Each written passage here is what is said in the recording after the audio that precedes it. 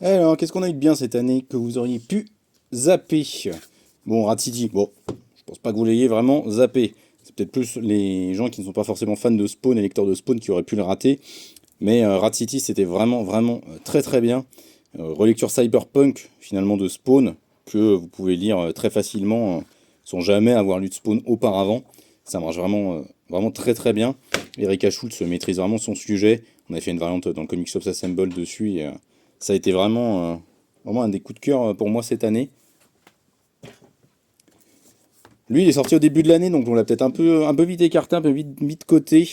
C'est Aucune tombe assez profonde, qui est un western qui parle de maladie, d'une femme d'une ancienne chasseuse de primes, une ancienne bandit qui se met à traquer la mort pour la tuer, pour l'éliminer. Récit de Scotty Young et Jorge Corona qui est vraiment splendide, magnifique, à la fois dans les thématiques qu'il aborde, mais aussi et surtout dans les planches. Là, le grand franc Meyerpan sert vraiment le propos et sert parfaitement son sujet. C'était incroyable, d'une très très grande beauté, je trouve. Et franchement, celui-là, il fallait certainement pas le rater. Il était tombé en pire assez rapidement, mais avait été réimprimé vers le milieu de l'année, je crois.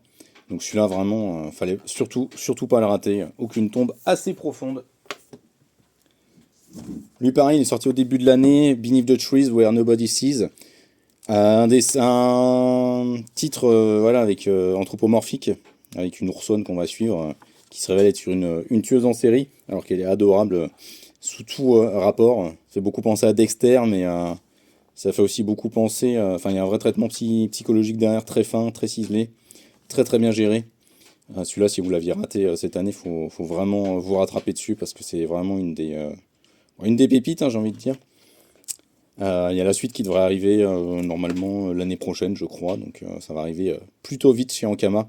Et vraiment, en plus, le bouquin était très bien fabriqué, très très beau. Donc vraiment un très très beau produit, très très bel ouvrage. La balade des frères Blood. On reste dans le western. Avec un western à twist, j'ai envie de dire, où on ne suit pas des bandits, mais ici on va suivre des enfants qui ont été victimes de bandits.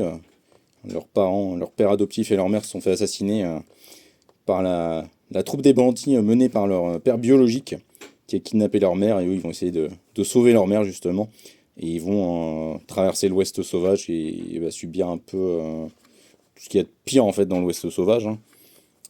Pareil, vraiment très très bon récit auquel il manque peut-être un peu de nouveauté, mais alors le dessin de Edouard Dorisso il est incroyable plastiquement, c'est vraiment splendide, somptueux à chaque fois, et on est vraiment accroché. Ça fait partie voilà, du catalogue Distillery dont je vous parle régulièrement, que Delcourt publie.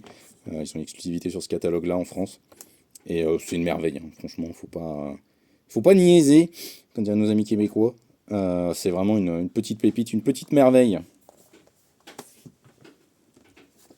On a le Batman Santa Claus Silent Night qui a pu être un peu mis de côté parce que publié dans un format souple. Mais le souple, ce n'est pas sale.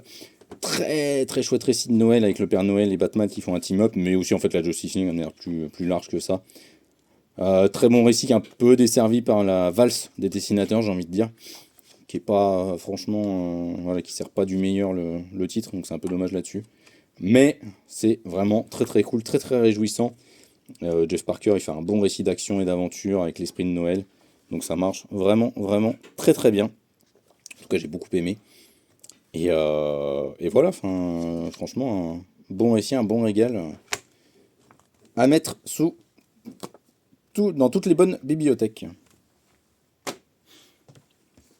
On a aussi Bermude. Bermude qui a été un coup de cœur pour Anto dans l'équipe chez iComics.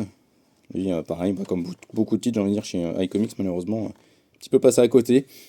Euh, Ça fait très l'île fantastique, ça fait très récit d'aventure classique façon Jules Verne avec ces deux enfants qui se retrouvent, qui se crachent sur l'île de Bermude, dans le triangle des Bermudes, et qui vont rencontrer cette jeune fille, la rousse, là, aventureuse, grosse aventurière qui bastonne des gros monstres sur une île où il y a plein de trucs en fait, parce qu'évidemment, Triangle des Bermudes oblige, et bah, tout le monde s'est craché au fur et à mesure des années sur cette île.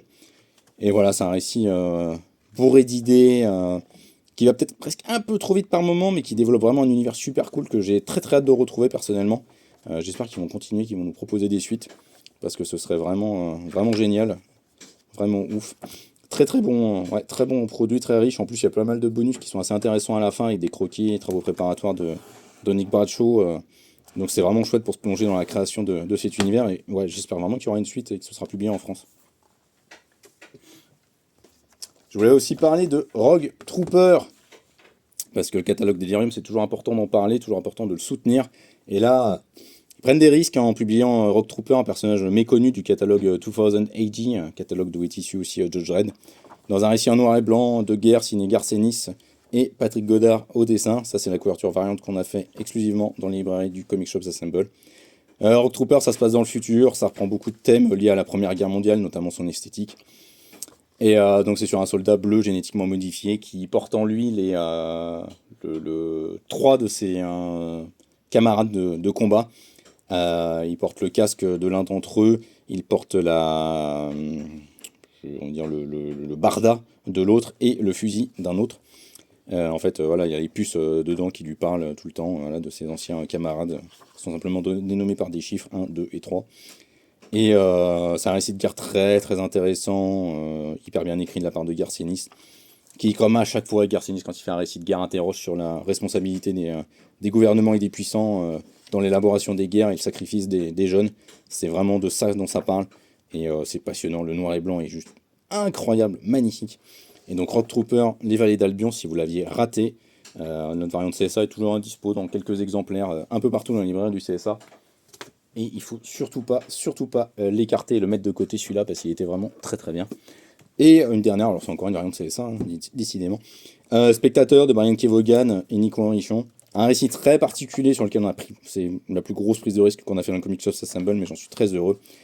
Sur une fille qui adore le cul, vraiment elle ne s'en cache pas, elle adore ça, elle adore le sexe, et elle va se faire tuer lors d'une tuerie de masse dans un cinéma, et on va suivre en fait son spectre, son fantôme, voyager et rencontrer des individus, discuter avec eux, et finalement discuter de l'humanité, de ce qu'est l'individu, alors que la fin du monde se profile. Et elle va se mettre à un moment donné à rencontrer un Amérindien avec qui elle va beaucoup échanger. Ils vont se rapprocher tous les deux. Ils vont être très voyeuristes, ils vont observer beaucoup de séquences de cul ou d'autres choses qui se passent dans cet univers. C'est très graveleux, mais c'est jamais vulgaire. C'est très très bien fait à chaque fois. Et c'est prodigieux au niveau des dessins, vraiment. Nico Henrichon, il est sur balèze. Donc voilà, fallait surtout pas le rater. Je trouve que c'est vraiment un récit qui, comme à chaque fois, est Brian Kevogan, très soigné dans les dialogues, dans ce que ça raconte derrière, dans le sous-texte, et puis au niveau des dessins faits à la main par Nico Henrichon, c'est balèze, vraiment magnifique, super beau. Donc voilà, le spectateur en CSA, si vous l'aviez raté, il faut vous rattraper de toute urgence. C'est un très très beau bébé, un très très beau volume, il fait dans les 300 pages, je crois. Donc on est vraiment sur du gros format. Donc voilà, c'était un peu les quelques lectures que vous auriez pu oublier. Évidemment, il y en aurait des dizaines d'autres dont j'aurais pu parler, mais je vais pas non plus faire une vidéo qui dure 125 ans. C'était vraiment juste pour vous les rappeler, les remettre en visuel. Donc voilà, n'hésitez pas, puis si vous avez d'autres lectures, tout est à découvrir sur Excalibur Comics, bien entendu, ou dans les librairies indépendantes qui font du comics et de la bonne BD. Ciao et passez de très très bonnes fêtes!